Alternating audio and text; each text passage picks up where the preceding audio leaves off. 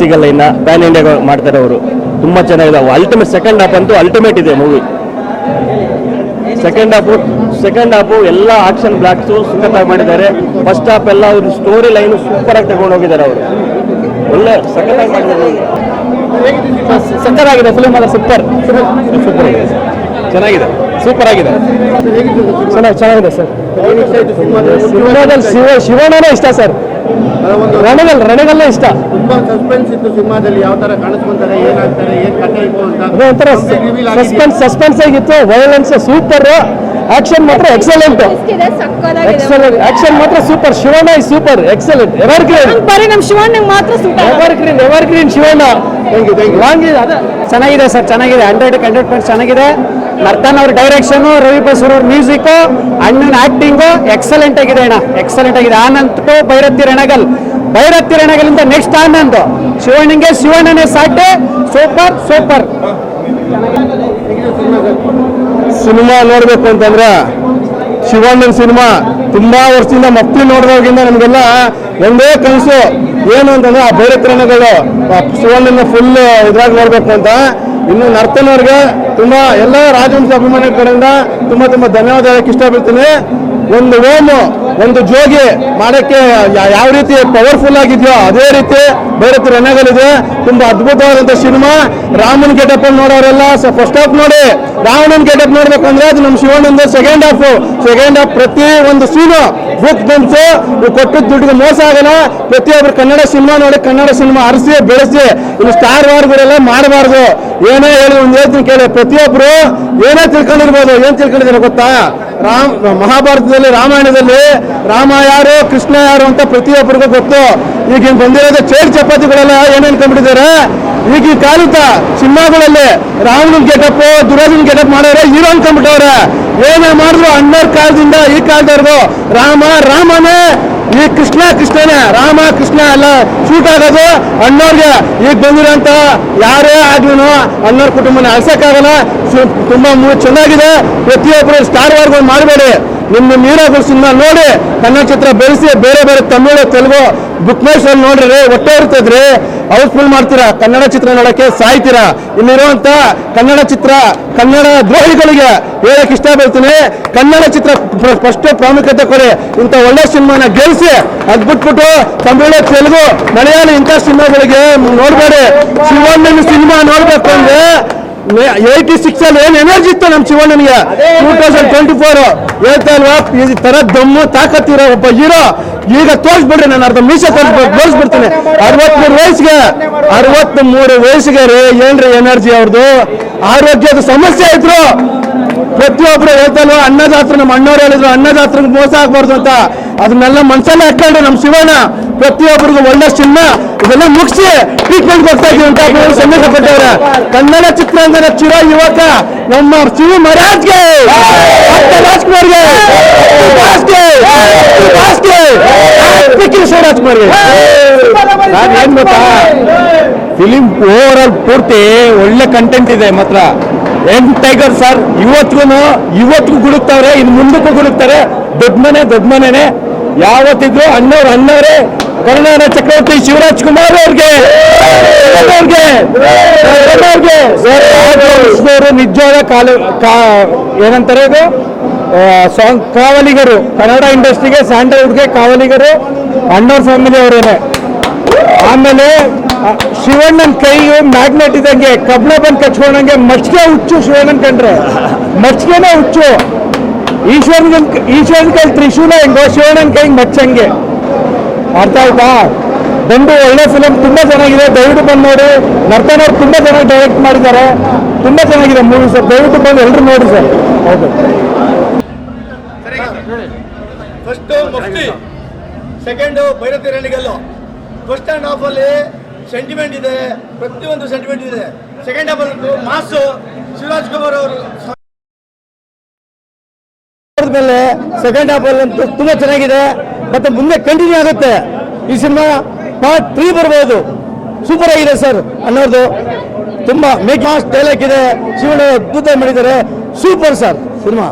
ಶಿವಣ್ಣಂದು ghost ಅಂದ್ರೆ ಮತ್ತೆ ಇನ್ನೊಂದು ಮಾಸ್ ಫಿಲಮ್ ನೋಡಿ ಸಖತ್ ಇಷ್ಟ ಆಯಿತು. ಮತ್ತೆ ಇವಾಗ ಸೀಕ್ವೆಲ್ ಕಾಯ್ತಾ ಇದ್ದೀವಿ. ಸೀಕ್ವೆಲ್ ಬಂದರೆ ಇನ್ನೂ ಭರ್ಜರಿ ಹಬ್ಬ ಮಾಡ್ತೀವಿ. ಹೌದು, ಸೀಕ್ವೆಲ್ ಇನ್ನೂ ಬೇಜಾನ್ ಸಸ್ಪೆನ್ಸ್ ಇಟ್ಟಿದ್ದಾರೆ ಎಂಡಿಂಗಲ್ಲಿ. ದಯವಿಟ್ಟು ಎಲ್ಲರೂ ಬಂದು ನೋಡಿ. ಬೇರೆ ಭಾಷೆ ಸಿನಿಮಾಗಳಿಗಿಂತ ಒಳ್ಳೆ ಮೇಕಿಂಗ್ ಮಾಡಿದ್ದಾರೆ. ಸಖತ್ತಾಗಿದೆ. ಇಲ್ಲ ಇದರಲ್ಲಿ ಬೇರೆ ಥರ first class first half, second half full mass.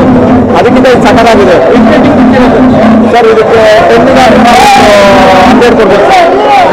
10 ಕೊಡ್ಬೋದು ಆ ಥರ ಮಾಡಿದ್ದಾರೆ. ಒಳ್ಳೆ ಡೈಲಾಗ್ಸ್, ಮಾಸ್ ಎಲ್ಲ ಮಾಸ್ ಫ್ಯಾನ್ಸ್ಗೆಲ್ಲ ಒಳ್ಳೆ ಹಬ್ಬ ಸರ್. ಸಿನಿಮಾ ತುಂಬ ಚೆನ್ನಾಗಿದೆ. ಕನ್ನಡದಲ್ಲಿ ಒಳ್ಳೆ ಸಿನಿಮಾ ಬರ್ತಿಲ್ಲ ಅಂತ ಹೇಳೋರಿಗೆಲ್ಲ ಇದೊಂದು ಬೆಸ್ಟ್ ಎಕ್ಸಾಂಪಲ್. ಎಲ್ಲರೂ ಮನೆ ಮಂದಿ ಎಲ್ಲ ಬಂದು ಅಂದರೆ ಫ್ಯಾಮಿಲಿ ಸಮೇತ ಬಂದು ಸಿನಿಮಾ ನೋಡ್ಬೋದು. ಶಿವಣ್ಣನ ಆಕ್ಟಿಂಗ್ ಅಂತ ಸೂಪರ್. ಶಿವಣ್ಣ ನೋಡ್ಕೊಂಡು ಬಂದ್ರೆ ಮಾಸ್. ಎಲ್ಲರೂ ಈಗ ಶಿವಣ್ಣನ ಅಭಿಮಾನಿಗಳು ಮಾತ್ರ ಯಾವುದೇ ಕಾರಣಕ್ಕೆ ಮಿಸ್ ಮಾಡ್ಕೊಂಬಾರ್ದು. ಖಂಡಿತ ನೀವು ನೋಡ್ಬೋದಲ್ಲ ಸಿನಿಮಾ. ಎಲ್ಲರೂ ತುಂಬ ಚೆನ್ನಾಗಿ ಎಂಜಾಯ್ ಮಾಡ್ತಾರೆ ನೋಡಿ ಅಣ್ಣ. ಓವರಾಲ್ ಸಿನಿಮಾ ಸೂಪರ್ ಆಗಿದೆ. ಸಿನಿಮಾ ಶಿವಣ್ಣನ ರೀತಿಯಲ್ಲಿ ಹೇಳ್ಬೇಕಂದ್ರೆ ಶಿವಣ್ಣಗೋಸ್ಕರ ನಾವು ಯಾರಿಂದ ಬರ್ಬೇಕಂತೀವಿ ಅದು ಶಿವಣ್ಣನ ಬರ್ಕೊಳ್ಳೋದು ನಾವು ರೆಡಿಲ್ಲ. Cinema out of content super ಆಗಿದೆ. ಇಂಟರ್ವ್ಯೂ ಬ್ಲಾಕ್ ಆಗಲಿ, ಎಂಟ್ರಿ ಸೀನ್ ಆಗಲಿ, ಕ್ಲೈಮ್ಯಾಕ್ಸ್ ಆಗಲಿ ಬ್ಯೂಟಿಫುಲ್ ಆಗಿದೆ. ಕ್ಲೈಮ್ಯಾಕ್ಸ್ ಇಷ್ಟೊಂದು ನೀವು ಥಿಯೇಟರ್ ಬಂದು ನೋಡಲೇಬೇಕು. ಬ್ಯೂಟಿಫುಲ್ ಆಗಿದೆ ಬ್ರೋ. ಇವತ್ತು ನಮ್ಮ ಶಿವಣ್ಣನ ಬೈರತಿ ರಣಗಲ್ ಫಿಲಮ್ ನೋಡಿದ್ವಿ. ತುಂಬ ಎಕ್ಸ್ಪೆಕ್ಟೇಷನ್ ಇತ್ತು. ಮಫ್ತಿ ಫಿಲಮ್ ನೋಡಿದ್ಮೇಲೆ ಅದು ಎಕ್ಸ್ಪೆಕ್ಟೇಷನ್ ಇಟ್ಕೊಂಡೇ ಫಿಲಮ್ ಬಂದ್ವಿ. ಒಂದು ಹೇಳಕ್ಕೆ ಇಷ್ಟಪಡ್ತೀನಿ, ಗಾಂಧಿನಗರದ ಗಂಡಸು ಕಾಲಿಟ್ಟಾಯ್ತು ಥಿಯೇಟ್ರಿಗೆ ಅಂತ ಹೇಳಕ್ಕೆ ಇಷ್ಟಪಡ್ತೀನಿ. ಯಾಕಂದರೆ ಟ್ರೆಂಡ್ ಸೆಟ್ ಮಾಡೋದು ಕ್ರೇಜ್ಗೆಲ್ಲ ಇನ್ನೊಂದು ಹೆಸರು ದೊಡ್ಡ ಮನೇನೆ. ಅದು ಶಿವಣ್ಣ ಅವರು ಅವ್ರ ಕ್ರೇಜ್ನ ಕೆಲವರು ತೊಟ್ಲಲ್ಲಿ ಇರ್ಬೇಕಾದ್ರೆ ಶಿವಣ್ಣ ನೋಡ್ಬಿಟ್ಟವ್ರು ಅವ್ರ ಕ್ರೇಜ್ನ.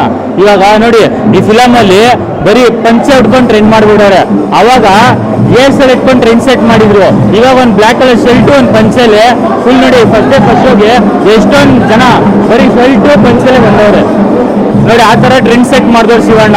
ಮಾಸ್ ಮಹಾರಾಜ ಅಂದರೆ ಕನ್ನಡ ಇಂಡಸ್ಟ್ರಿಲಿ ಶಿವಣ್ಣ ಅವ್ರ ಥರ ಮಾಸ್ ಯಾರು ಮಾಡೋಕ್ಕಾಗಲ್ಲ.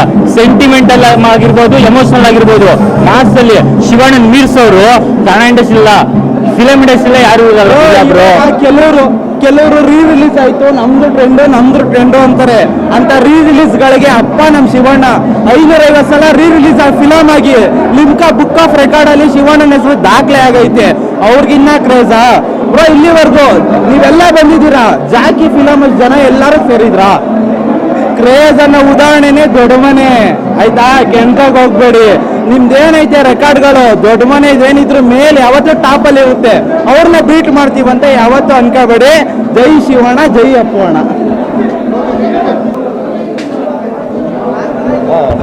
ನಂಗೆ ತಗೊಂಬಿಡಿ ಫಸ್ಟು, ಅದು ಮುಖ್ಯ. ಎಲ್ಲ ಓಕೆ. ಬ್ಯಾಟ್ ಹಿಡ್ಕೊಂಡು ಬಿಡ್ತೀನಿ. ಹೇಳಿ ವಿಡಿಯೋ ಮಾಡಮ್ಮ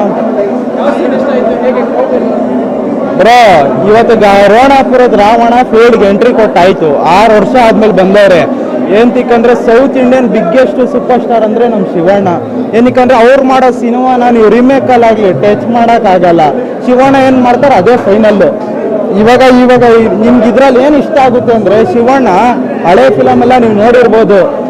ಇದು ಓಮ್ ಎಂಟ್ರಿ ಸೀನ್ ಆಗಿರ್ಬೋದು, ಜನುಮದ ಜೋಡಿ ಆಗಿರ್ಬೋದು, ತವರಿನ ಸಿರಿ ಆಗಿರ್ಬೋದು, ಜೈಲಾರ್ ಆಗಿರ್ಬೋದು, ಮಫ್ತಿ ಆಗಿರ್ಬೋದು, ಇವಾಗ ಬೈರತಿ ರಣಗಳಾಗಿರ್ಬೋದು.